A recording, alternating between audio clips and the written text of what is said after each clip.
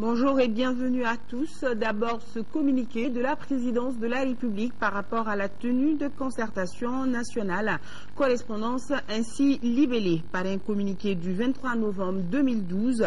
Les dates des concertations nationales avaient été fixées au 10, 11 et 12 décembre 2012.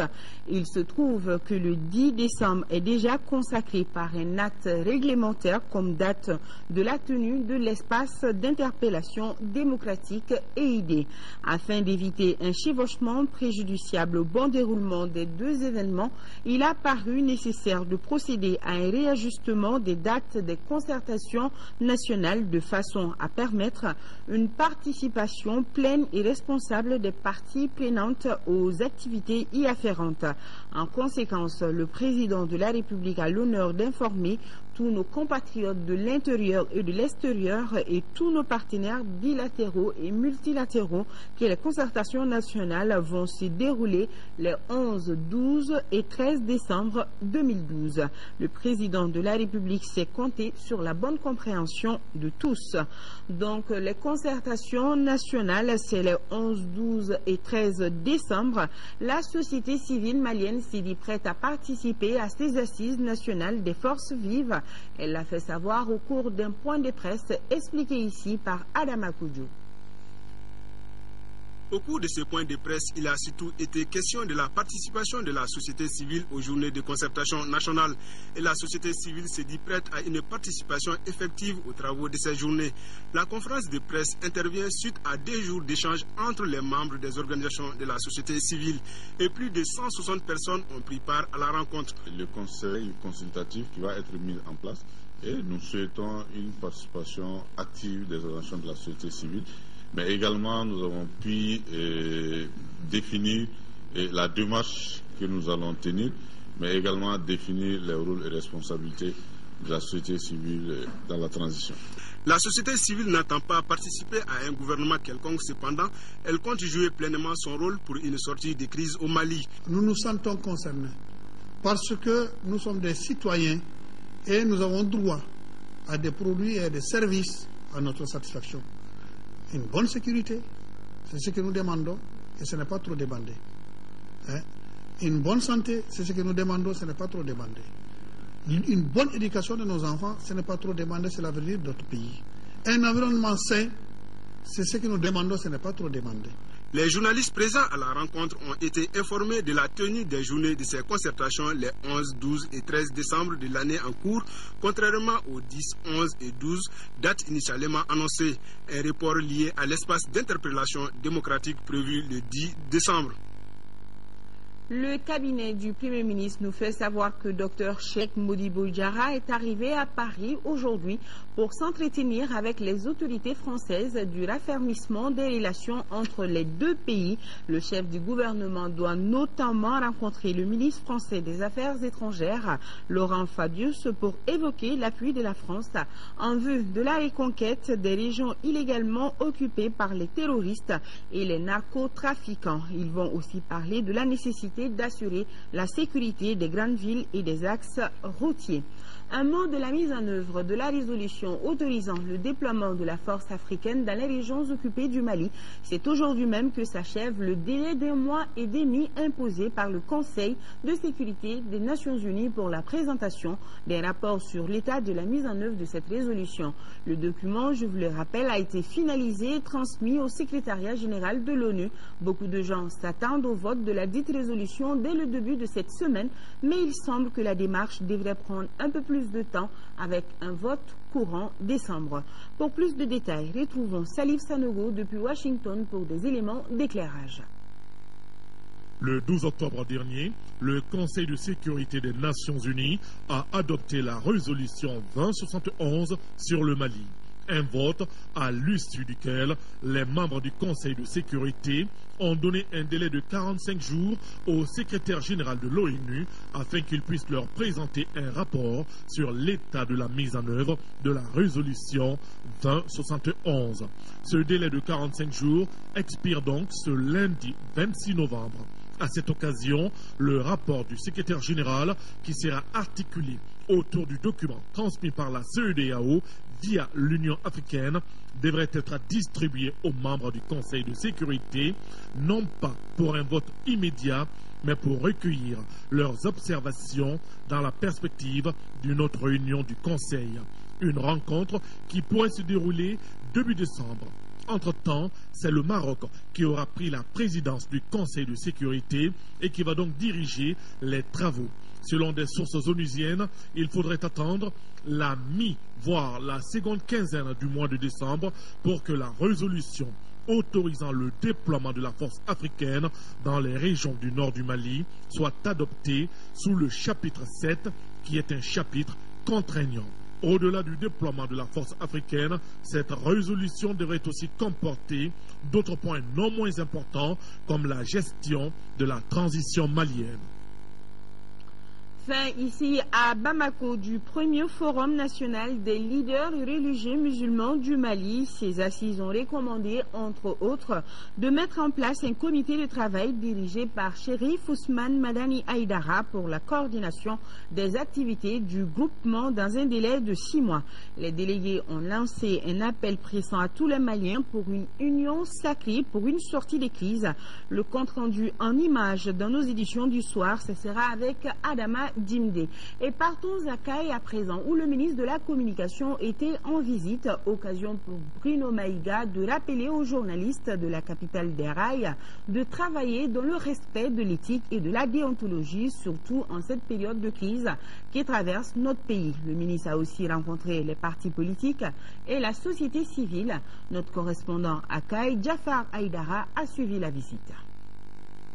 Le ministre de la Communication s'est rendu dans 16 radios privées de la ville de Kay sur les 18 que compte la cité des rails. Cette visite l'a conduit à la station régionale de l'Ortem où il a rencontré le personnel au chantier de l'AMAP pour s'enquérir des conditions de travail de ces radios avant de les remercier pour le travail qu'elles abattent pour informer, sensibiliser et éduquer la population. Mais cela ne l'a pas empêché d'insister sur le respect de la déontologie et de l'éthique dans le traitement et la diffusion de l'information, surtout en cette période de crise. Nous avons dans notre agenda de vous envoyer des formateurs qui, entre autres, vous parleront du traitement de la revue de la presse, du traitement de la rumeur, vous parleront de déontologie et d'éthique dans les sens de la formation tant souhaitée pour l'amélioration de la qualité de votre travail. Le coordinateur régional de l'URTEL de Kay s'est dit satisfait de la visite du ministre de la Communication, une visite qui a été bénéfique aux radios de la place. La visite nous a aussi permis d'être édifiés sur beaucoup de dispositions que les nouvelles autorités sont en train de prendre au profit de la presse. Autre temps fort de la visite du ministre, c'est la rencontre avec les responsables et travailleurs des radios, les partis politiques et la société civile, rencontre au cours de laquelle il a appelé les communicateurs au professionnalisme. Le rôle de la presse dans une société normale, même en temps de paix, n'est plus à démontrer. Et nous accordons d'ordinaire autant d'importance à ce que dit un homme de presse qu'à la balle qui sort du fusil d'un combattant. Le ministre Bruno Maïga a enfin visité les mensuels, le Kay Info et le Kaysien. Il a encouragé les directeurs de publication de ces organes qui sont obligés de faire leur impression à Bamako, faute d'une imprimerie digne de ce nom à Kay. En 5e région, la coalition des jeunes pour le Mali, avec l'appui financier de l'ambassade des États-Unis au Mali, vient de remettre plus de 40 000 livres d'éducation civique et morale aux médersas de Mopti et des 3 régions du nord de notre pays. Cette action s'inscrit dans le cadre des activités de la campagne d'information et de formation sur la citoyenneté entreprise par la coalition. Olartien Mopti, Yacouba Maïga. L'exercice effectif de la citoyenneté par la population, singulièrement les jeunes, demeure en deçà des attentes. Encore faut-il que ces jeunes découvrent leurs droits et devoirs et se préparent à être de futurs citoyens actifs, apportant leur énergie, leur enthousiasme et de nouvelles perspectives pour le développement de leur communauté. C'est à cela que la coalition des jeunes pour le Mali s'investit à travers la distribution de livres d'éducation civique et morale avec comme cible les élèves de la 6e à la 9e année de l'enseignement fondamental arabe. Tant qu'on ne fait pas de l'éducation à la citoyenneté un véritable cheval de bataille. Le développement auquel on aspire va difficilement s'amorcer. Donc c'est pourquoi au niveau de la COJEM, nous l'avons inscrit en droite ligne dans notre plan d'action, organiser des sessions de formation à l'intention des jeunes sur l'éducation à la citoyenneté, mais aussi sur d'autres thématiques. Au total, 4800 livres ont été distribués au Médarsa de Mopti, Tombouctou, Gao et Kidal. L'auteur du livre, écrit en arabe, le professeur Ibrahima Ongoiba, explique tous les principes de base de la citoyenneté avec des méthodes pédagogiques appropriées pour une meilleure utilisation par les enseignants. Un citoyen doit connaître ses devoirs et ses droits.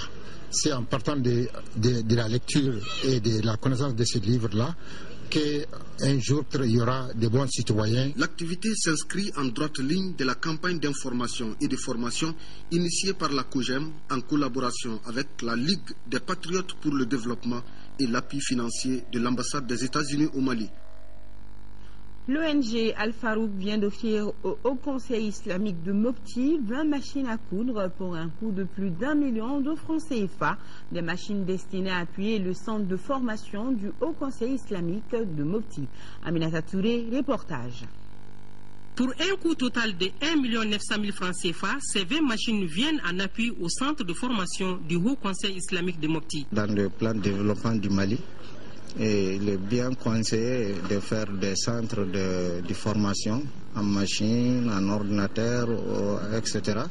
Donc l'ONG Al-Farouk, avec l'accord cadre que nous jouons avec l'État malien, de cette occasion, nous sommes sentis concernés que ces machines participent au développement. Pour les responsables du Haut Conseil islamique de Mopti, l'ONG Al-Farouk n'est pas à sa première donation. La région de Mopti et la ville de Mopti, tout le monde remercie Al-Farouk. Chaque fois s'il y a des mouvements, Al-Farouk nous aide. Je suis vraiment content, je suis vraiment heureux pour cette geste. Le sous-préfet central, le maire et la directrice régionale de la famille, de la promotion de la femme et de l'enfant se sont tous réjouis de cette donation et invitent les bénéficiaires à une bonne exploitation du matériel.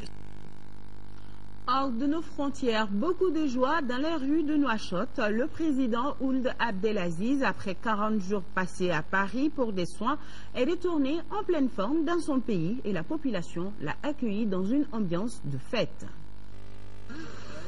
C'est dans une ambiance de fête que le président mauritanien est rentré samedi à Nouakchott, après 40 jours passés en France pour des soins. Il avait été blessé par balle le 13 octobre par un soldat de son armée près de Nouakchott. Une foule immense l'a ovationné le long des 3 kilomètres séparant l'aéroport du palais présidentiel. C'est le président de tous les Mauritaniens et on est très content de voir le président en train de faire comme ça. Les opposants ont dit qu'il est incapable de gérer le pays, il est paralysé. C'est cela qu'on est venu là pour vérifier. Parmi les nombreuses personnalités venues l'accueillir, des membres du gouvernement et des députés de la majorité présidentielle, très soulagés par son retour. L'opposition avait organisé une marche dans la capitale pour dénoncer la vacance du pouvoir à Nouakchott. Bienvenue au président de la République. Nous le soutenons fermement pour ses réalisations. Nous lui souhaitons longue vie pour qu'il puisse parachever ses chantiers. Le président mauritanien reconnaît qu'il n'a plus la même forme qu'avant l'accident, mais qu'il a conservé toutes ses facultés physiques et mentales pour diriger son pays. Et du sport, dans ce journal, les AC Léopards sont les gagnants de la Coupe de la Confédération 2012. La finale et retour jouée hier après-midi a enregistré la défaite du Djoliba FC battu 2-1 par AC Léopards. Rappelons que les Congolais avaient fait match nul à Bamako, 2 buts partout. Al-Jumatina nous en parle. Le Djoliba AC n'a pas gagné la Coupe de la Confédération. En effet, le parcours merveilleux des Rouges de Bamako s'est arrêté aux portes de la consécration suprême. Tenu en échec ici à Bamako, 2 buts partout, par AC Léopard, lors de la finale allée de la Coupe de la Confédération, c'est au Congo, plus précisément à Donizi, que tout devait se jouer. Ainsi, l'équation était simple pour l'équipe de Hermakono. S'imposer ou faire match nul d'au moins 2 buts partout pour aller au tir au but. Ce que les Rouges de Bamako n'ont pas pu faire, puisqu'ils se sont inclinés en fin de compte 2-1, malgré que Alou Badra Diallo ait incorporé 5 nouveaux joueurs par rapport au match aller, le jeu de l'équipe ne s'est pas amélioré.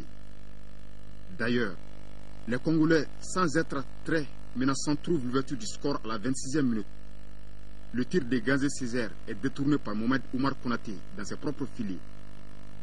Mais quelques minutes après, l'espoir est rené dans le camp des Rouges, lorsque le défenseur Salif Koulibaly égalise à la 38e minute. Un score que le Djoluba n'a pas pu conserver avant la pause, puisque dans les arrêts du jeu, AC Léopard prend l'avantage. Bébé Indei au premier poteau est plus prompte que la défense djolubiste. 2-1 à la mi-temps. Tout restait encore possible pour les nôtres. Mais hélas, de retour, le Djoluba AC est apparu amorphe dans le jeu. Et même l'entrée de Bokar Bangoura et de Idrissa Namalaiko Traoré, l'équipe congolaise passe une seconde période peinard jusqu'à la fin du match. Avec ses scores de 2-1, AC Léopard monte ainsi pour la première fois sur le toit de l'Afrique, en remportant la Coupe de la Confédération 2012, seconde compétition majeure de la CAF au niveau des clubs. Voilà, champion d'Afrique.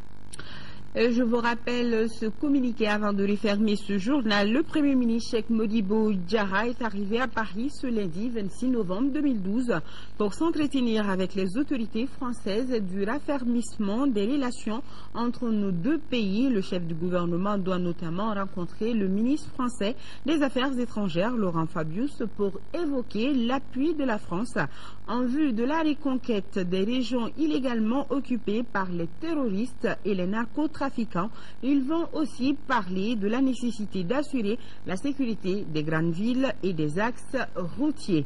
La grande édition, c'est à 20h avec Dei Sissoko. Retenez que nous sommes de cœur et d'action avec nos compatriotes des régions du nord du Mali vivant sous occupation. On ne les oublie pas. Merci et à demain. Bon appétit.